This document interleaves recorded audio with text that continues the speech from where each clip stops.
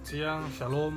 Perkenalkan, nama saya Nofriski Yeskridipan dengan NIM 2014 201113. Saya adalah mahasiswa semester 2 Universitas Pembangunan Indonesia Manado, Fakultas Keperawatan, jurusan Keperawatan. Nah, teman-teman, di sini saya akan menjelaskan tentang persiapan pemeriksaan diagnostik tentang darah vena, darah arteri, dan darah kapiler.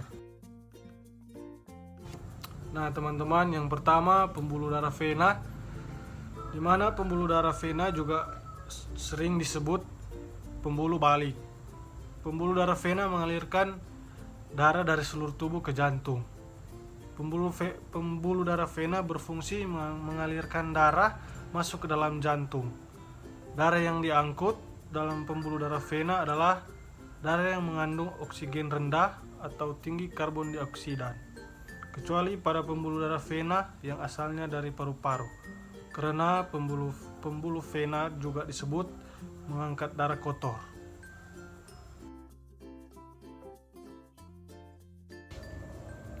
Dinding pembuluh darah vena ini tipis dan tidak elastis.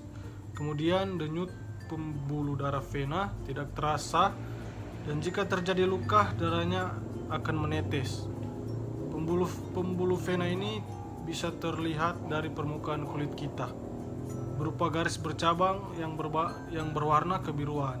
Ini karena letak pembuluh darah vena dekat dengan permukaan tubuh.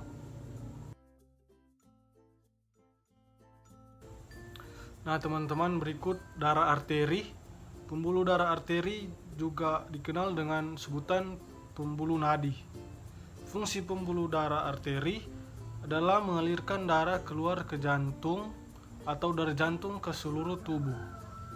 Darah yang diangkut dalam pembuluh darah arteri adalah darah yang mengandung oksigen tinggi, kecuali pada pembuluh darah arteri di paru-paru.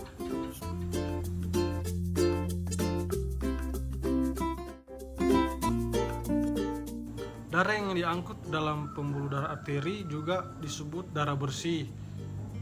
Denyut dari pembuluh darah arteri ini terasa, dan jika terjadi luka, maka darahnya menguncur deras.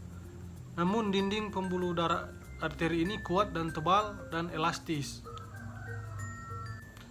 Dilihat dari letaknya, pembuluh darah arteri berada di bagian dalam tubuh atau tersembunyi. Nah, teman-teman, berikut darah kapiler.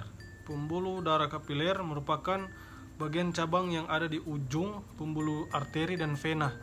Pembuluh darah kapiler ini merupakan pembuluh darah yang kecil, halus, dindingnya tipis dan berpori. Pembuluh kapiler ini menghubungkan pembuluh darah arteri dan pembuluh vena dengan sel-sel yang ada di tubuh kita.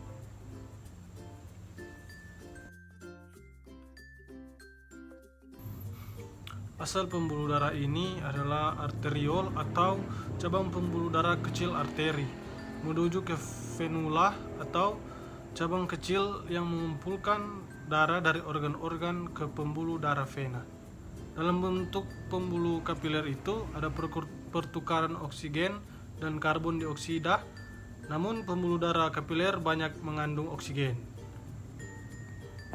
Ya, baik teman-teman, sekian dari penjelasan yang dapat saya jelaskan. Sekali lagi, terima kasih. Shalom.